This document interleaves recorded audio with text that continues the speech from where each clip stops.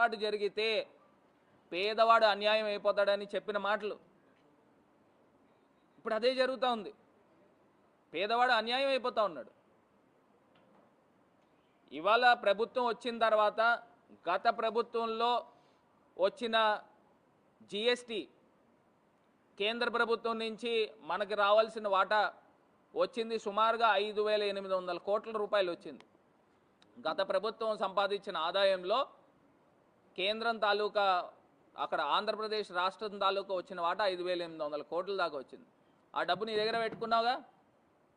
మరి మీ దగ్గర పెట్టుకున్నప్పుడు మరి తల్లులకి వందనం అని చెప్పావు.